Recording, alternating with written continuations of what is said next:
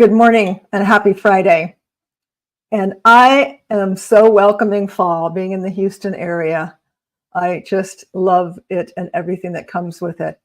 But I'm here today with my co-host, Jeff, to talk about fraud and how you don't want to fall for these fraud scammer tricks. We've got about 6. I know there's more, and I encourage you to share this video with family, friends, loved ones that need to know, and everyone needs to know and be aware because it's getting rampant, which is why I was really moved. My heart was moved to share and do a segment on this because I know there's got to be people out there who are confused, who are going to be victims. Maybe they're not victims yet. So please share this video, and please chime in, share with us anything that you might have. It'll be on the string. If you're watching it on Facebook, we're streaming on about 7 sites, and you can also hear it on podcast. Sharing is caring. So without further ado, let me add my co-host. And if we haven't met, I'm Kat Trulinos with Kat's Home Chat, CEO and master magic maker for Tada by Kat, Next Level Staging and Design. And please welcome Jeff Spike Wong. Hey. Yay. Okay, you can hear me, no problem, right? I can hear you. Absolutely. No problem. So, I'm having to do this on social media while I'm doing this. Yep, he's our proctor as well. So bear with us on that. So let's get right into the meat of this. And I'm going to say that I've gathered so many in the last probably almost a year, and it's gaining momentum is the problem. I'm going to start off with PayPal because I have received PayPal scams, multiple. I'm talking probably a dozen times. The first time I was totally panicked because it was a PayPal for renewing my McAfee virus. Has the logo, and I'm going to go ahead and add this to the stream here. This isn't this particular one, but as you can see, here's your invoice. This is for your subscription, $399. So it looks official. It looks like PayPal. I deal a lot with PayPal. I recently, actually just this morning, got a notice saying that I've been compromised and they believe I've been compromised. Contact them. But it was on this bogus sheet. So I don't know where they go with once you either email them or, contact them. There's a way for them to phish your information, is my understanding. Is that correct, Jeff? Yes.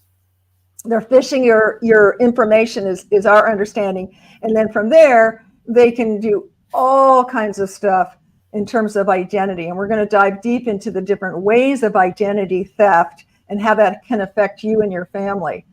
I'm going to remove this so we can be on the screen here.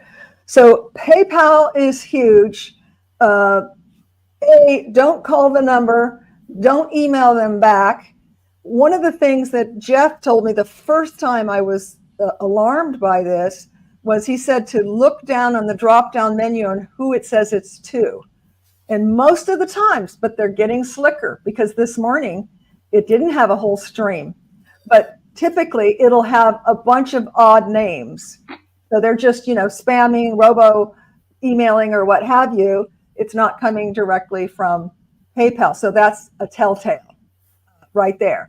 But the best way to do is to just what I did this morning. I went on my PayPal account. I looked at activity.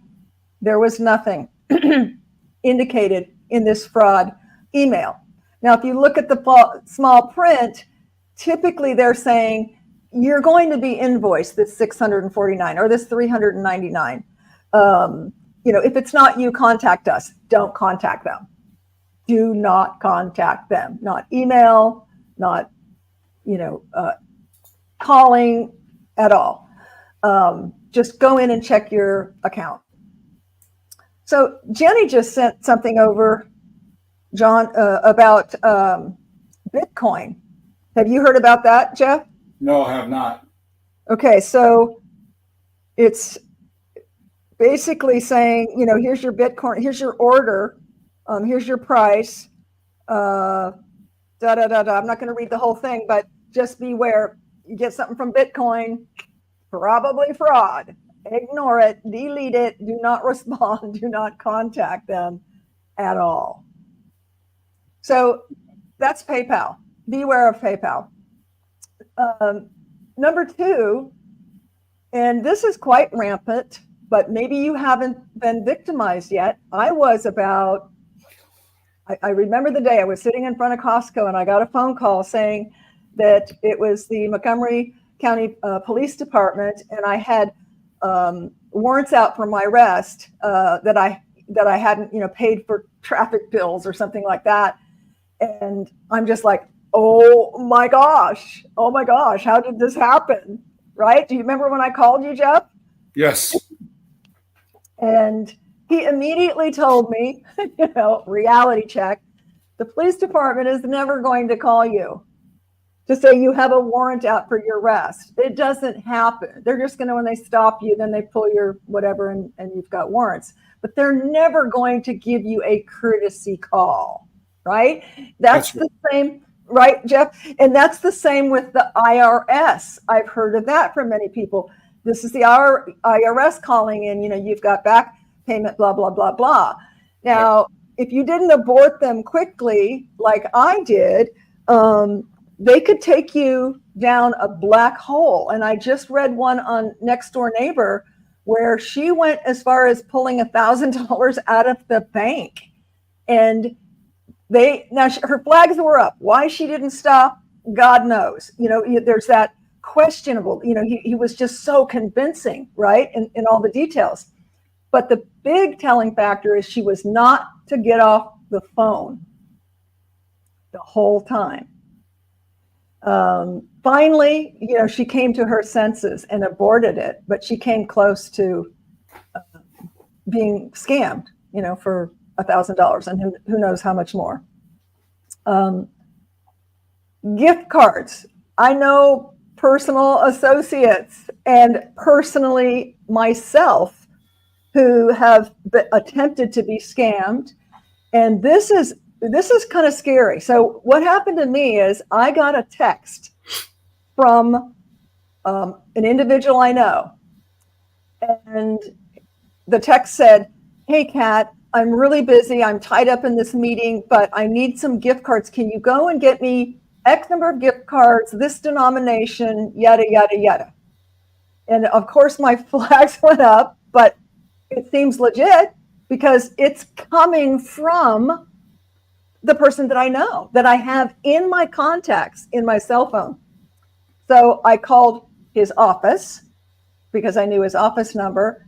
And luckily he was there and he said, "No, that is not me."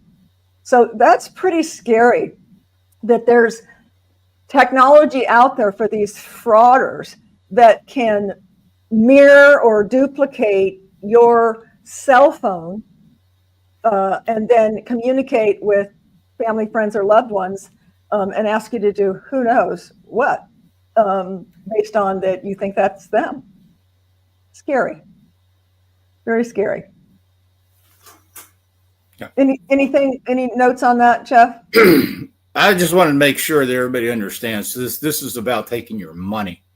The whole thing is about it started with, of course, the email scams. Remember, all the way back to the Prince of Nigeria, or I have a very rich family. I'm due for an inheritance. If you can help me. We've dealt with so many frauds in real estate business, and I'm sure Kat can elaborate on that. That goes all the way back to those type of emails and luring, the desperates and the lonelies and maybe the ones that just did not know any better. Not knowing, the mentally challenged, I mean, yeah. we know that firsthand. They just take advantage, from posing as other people and cloning cell phones and so forth. So I recently saw a post. I shared it with you, Jeff, and this was a police officer. Yeah. You want to explain that one with the QR codes? Yeah, basically what this officer has stated that you will receive a package with no return address. And of course, curiosity kills the cat. You're going to want to know, well, what is it? What am I getting? And you open it up and it'll have a box and it has a QR code and it asks you to scan it. Supposedly. No return address. No, it's got your information on it, but know where it came from. Looks like an Amazon package, you get them all the time, but go ahead. Right. So it encourages you to scan the QR code for additional information. And according to the officer, if you scan the QR code, something goes and captures your information in your phone.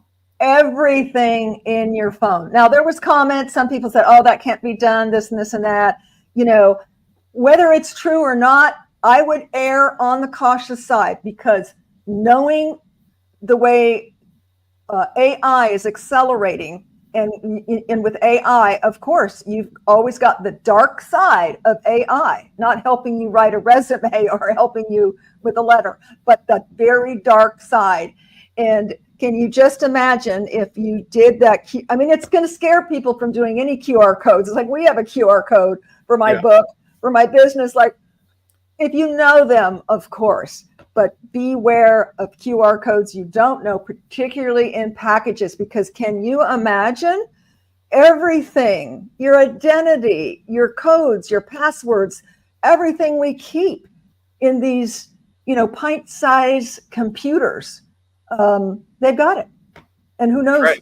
I mean, it's just, that's a hole that you don't want to ever get into. Yeah. Better be safe than sorry. Always be cautious. If it seems suspect, trust your instinct. This is one of the biggest things that I think a lot of people tend to get drawn into, which is, this doesn't seem right, but let me go and keep on following it. Yes, because they sound so convincing, like this gal on Next Door Neighbor, even though her flags were up, he was compelling enough. They're swift, they're smart. He was compelling enough for her to go the next step, almost slippery slope. Yeah. Never coming back. Yeah. So a couple of good rule of thumbs. Okay. Nobody will offer you free money in exchange for something. Just like that, without knowing who you are, your business, or having any kind of relationship. And this happens in the professional realm quite a bit. Like I said, in the real estate business, we get leads that just doesn't seem right, because the kind of questions they're asking and the kind of information they're offering.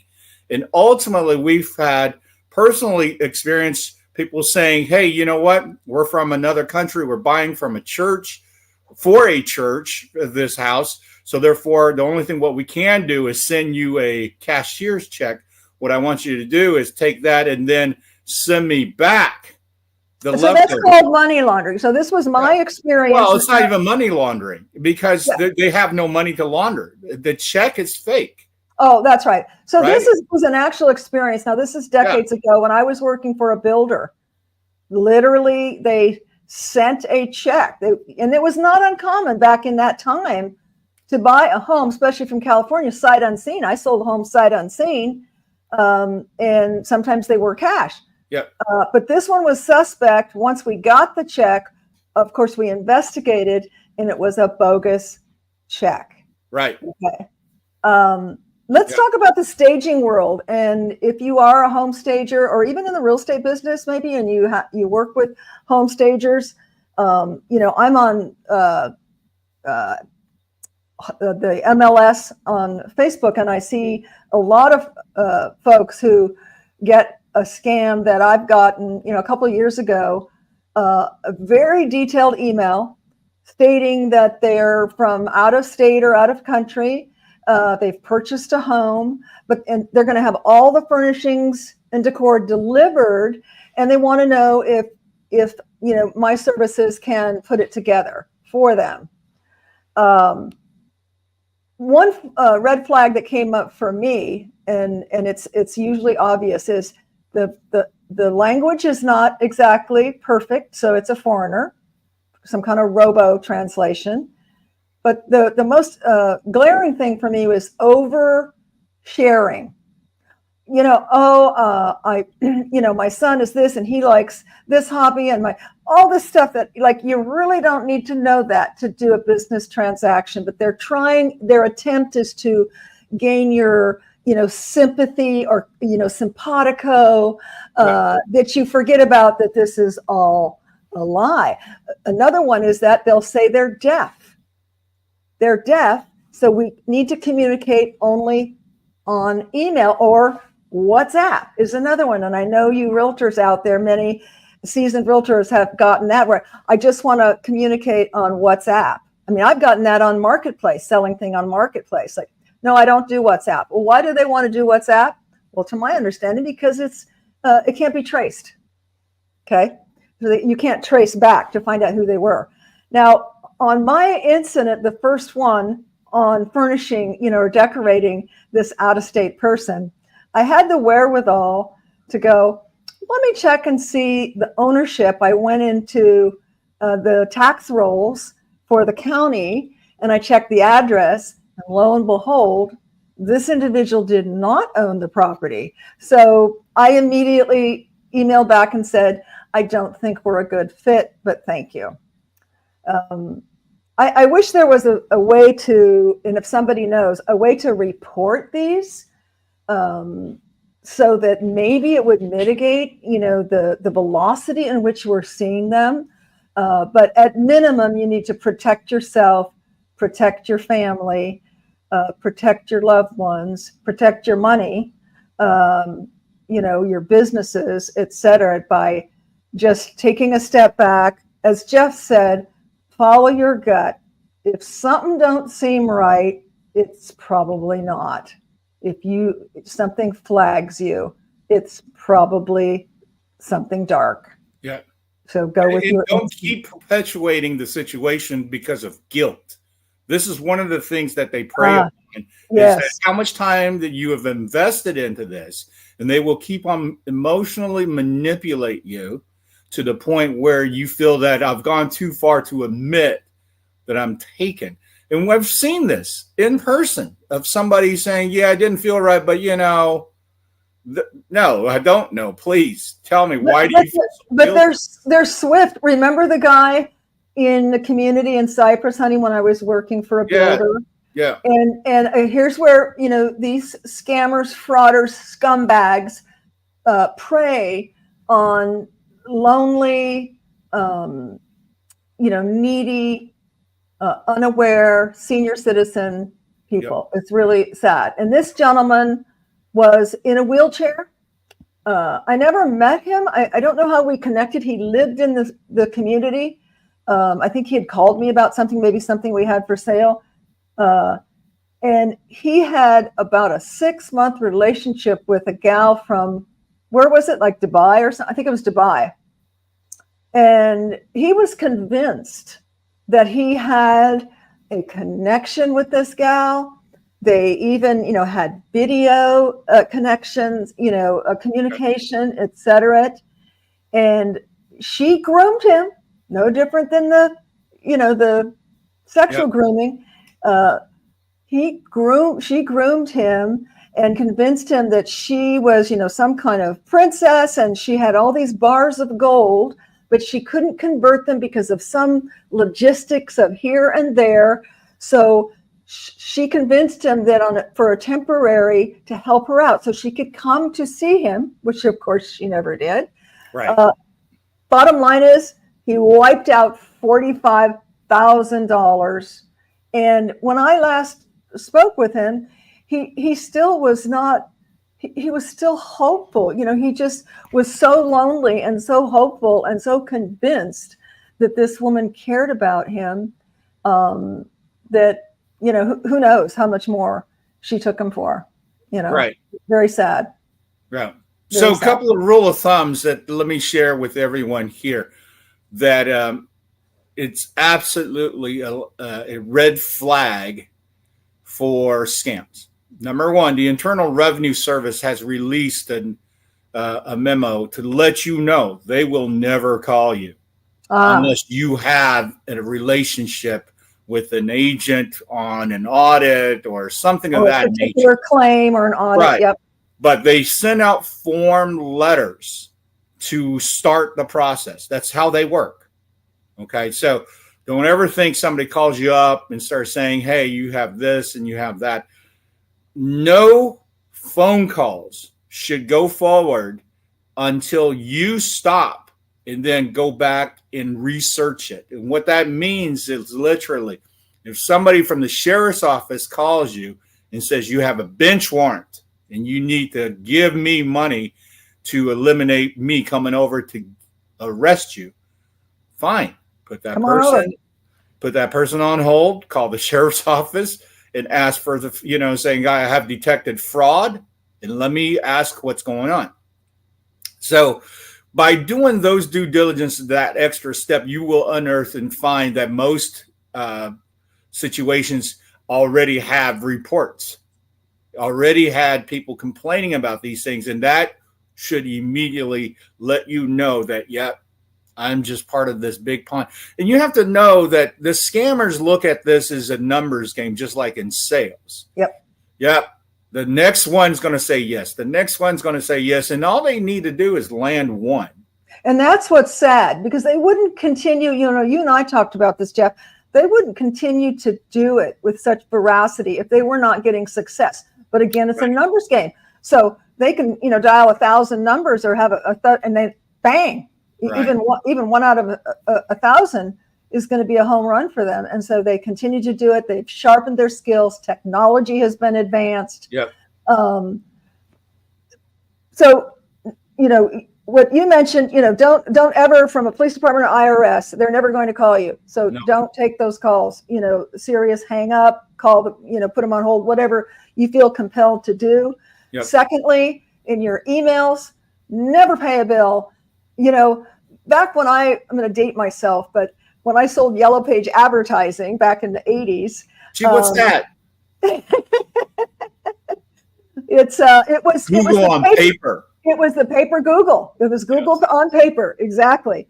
And I remember hearing that, and I was floored that someone was, when I was trying to renew their ad or get a new ad or whatever, that here's what happens. You've got a clerk and they're just, paid. They pay everything that comes in. And evidently someone was out there selling full pages, which back then could be 1,000 a month. Okay. And they'd never get a full page. And the receptionist was just, they'd send in the bill, paid. Like, wow. That was before digital, age. These were just, groundbreaking scammers, that would do that. As long as there's money, there's always going to be scams. Let's just really be realistic about this. There's always somebody who's going to try to take advantage on somebody who's not paying attention or somebody who doesn't know or understand what's going on. So that's huge. Yep. And you know what it reminds me of? Another business that I was in, credit card processing for a minute. And let me tell you about a fraud on that. So if you ever have, I don't know how they do it today with credit card processing, but typically, you deliver, the rep delivers the machine and then programs it for the money to go, the credit card to go into their business bank account, right?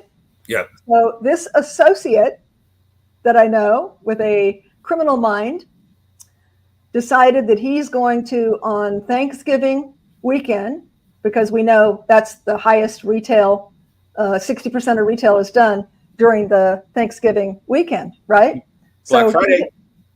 Black Friday. So he goes in and he has all his installations, I don't know how many, on that weekend, and programs everything to go into his bank account. Yeah. Needless to say, he's probably in prison still. Yeah. This is many, many decades ago. So you know how they're doing it now? They're covering it by using skimmers. Okay? What's that? Skimmers is a add-on piece that goes onto the pin pad that you see at the local stores where you put your credit card and do your transaction. This is an add-on piece that's very thin, and it has the capability to fit directly onto the unit. And when you swipe your card, it actually does not go through the original system that was intended to, but it goes to the system of the people who installed Skimmer. This happens quite a bit in convenience stores for gas pumps and, you know, the incidental. So the owners of the convenience stores aren't doing it. Someone's coming in and slapping on. Well, you know, that's subjective, because I actually seen, you know, video clips of convenience store clerks or owners looking mighty guilty. So, you know, again, it's about taking advantage of people. And let's really look at the bigger picture here. We are now in such a digital world that almost everything that you have that is really the important information about you, your financials, your health, your background, all are somewhere floating around on the internet. Because it's capable, because you're pulling that information, your facility has that information to have. And one of the biggest issue that we're having is data breaching. Okay. When you hear stuff like a major store having their data breached, being that their database was stolen. And we have this firsthand, seen other companies that we're close to having somebody come walking in, work in the business for, I don't know, X amount of months. And next you know, they have the key to the house, so to speak, and they take the database and sell it in a black market. Now, what would they do with all this information if it's all out there, and how do you protect it? Well, you got to do your due diligence, because once the information is out there, then whatever the hackers are buying and selling and so forth, they're going to piecemeal stuff together to create campaigns, to sell you, to get you to bite, because they have all the information. Like, and you know, and that's everywhere. I mean, you know, we're on the internet a lot. With the business, we've got to, you know, do a lot of purchasing on Amazon, et cetera. And anybody who's not living under a tree knows, you know, not only does it hear us, you search on something and now you're getting ads, you know, hundreds of ads based on whatever that was. You know, part of it makes it a little bit more convenient, but it makes us digitally, you know, overconsume, vulnerable and overconsume. You know, like right now, I'm glad I'm getting Barstool ads, because, you know, I had a fire on September 1st and I lost one of my units, almost $80,000 worth of inventory, all chairs and bar stools. So I've got to replace those, you know, little by little. So part of it can be okay, but you've got to be intentional. You've got to do your due diligence. You've got to pay attention. So one thing on, you know, most people know about airport, you know, fraud, someone looking over your shoulder, things like that, when you're putting in codes. One thing, if you don't have, is I think they call it an RFID, radio frequency intermittent whatever detector, but it's, you can put all of your important cards. This one I'm just using for business cards, but I have another one that has my credit cards, my license, etc. So that no one just going by can skim, as you call it, scam, or steal your banking and personal information. So if you don't have one, I'm sure they make it for men also, an RFID wallet. You know, it's an inexpensive precaution, you know, for you know, protecting your most vulnerable information. So we're coming right at 10:30, Jeff, and you know, have an appointment coming up soon. If you have something else you want to mention, I'm going to point out the very last, the IA. Yeah, let me share this real quick. You know, the smart cards and credit cards and debit cards are making accessible the money easier for you, but also for everybody else. So instead of tapping for your payments, you need to insert your card. When you're tapping it, it creates that energy out. And if somebody out there was with the scanner, they can take that. See, I did not know that, Jeff. Yeah. You never told me that. Yeah. Well, So, there's just okay. there's so much going on. And it's accelerating. So Yeah. guys, that's worth repeating. Yeah. It's And very all this cool is, to tap, but don't tap. you want to Insert. share it with, especially with the elderly who is just not paying attention, not knowing how They deep don't know. in this technology, how they can scam. And I'll give you an example real quick.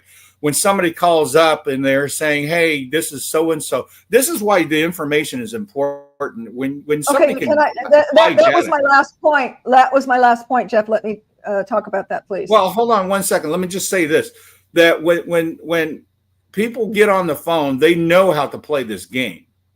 You know, like for instance, if I go, Kat, you know, what I have for your social is 88666, then you go, oh no, and it goes, oh well, then I must got this wrong. Let me, give me your number and let me correct this. And this could be somebody calling you from a bank, which never happens. Yes, we talked about that. Yes, and that's so easy to fall into that. Yeah, well, aren't you, and doesn't your end with it? Oh, no, it doesn't. And you correct them. That's your knee-jerk reaction. You want to correct them. Don't correct them. Don't give them any information. Right. Yeah, that's a really good one. You and I talked about that. Yeah. Absolutely. To protect yourself, just be aware. And you don't know someone, don't pick up the phone. I tell my daughter that all the time. There's so many, scam callers out there, and just with my business, sometimes I do pick up the phone because they're very tricky. Sometimes it'll look like it's in your contacts, but it's not really. They just know the name. So I will pick it up because, that's how I deal. It's like I pride myself on being very responsive to clients and potential clients. But when I pick it up and I say, "This is Kat," if I hear a click, click, I hang up. Yeah. Because that's that space. They think it's just it's going to go right to voicemail, but they're not expecting you to pick up. So when you pick up, they have to push another button. That's when you hear the click, click, and that's when you click. Right. You don't even need to say hi, just click. Yeah. So last point. Thanks for bringing that up, Jeff. That's a great one, because that's just so easy to, come out of your mouth, not realizing, and they sound so official. Right. So the last point, this one is super scary, guys. If you have kids, young kids, adult kids, family.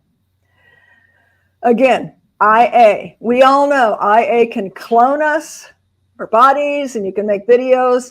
I mean, yeah, some of them you can sell, some of them you can't tell, but they can clone your voice. In fact, that's another reason why you don't even want to say hello or talk to people that you don't know on the phone, because they could be recording your voice. In fact, sometimes what they do is they just get you to say yes, and they record the yes, and then they use that for something else. The dark road that goes down to. Okay. But you need to have a family, what do you call it? Emergency word, or what, code word. Okay.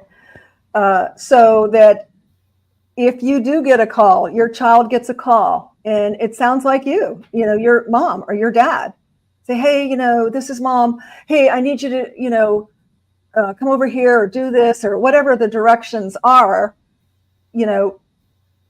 Put your inner knower, feelers out there. If you have even a twinge of uncertainty, ask, "Okay, mom, what's the code word again?" Yeah. So have a family code word that you can use, because I'm going to tell you, this is coming quicker than you think. These IA voice replicator scammers, and that's pretty scary. Yeah, we could do hours on this. There's no question that this is a situation that affects all of us. Mm-hmm. But the prey upon the weak is something that we absolutely have to stop. Yes. Grandma, grandpa don't deserve this. And Ellen, whoever may be in the family that is somewhat on their own, isolated, and are unaware.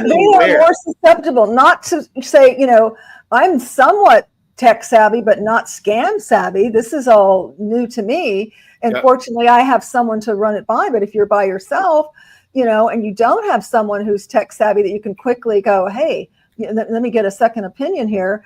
You could fall prey to some bad stuff. So never buy prepaid credit cards or those type of gift cards. There's no reason for this.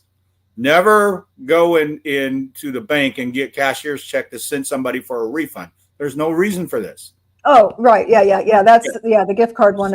So all these little things that if you get these instructions, it is a clue for you to immediately hang up and report. Abort. Yes. But you need to report to the authorities possible to let them know, because they're collecting data files. Eventually a certain scam, like the Nigerian prince scam, we don't see that anymore. Right. But I promise you they replaced it with something else. Exactly. Yeah. So guys, I hope you found this helpful. I hope you're enjoying the onset of fall, especially if you're in Houston. We're not in triple digits anymore. You can come back from Brazil, Adriana. It'll be cooler. And so enjoy it, and please share this with those that need to know, which is everyone, and have a blessed, wonderful, and safe weekend. Yes. See you next week. Bye.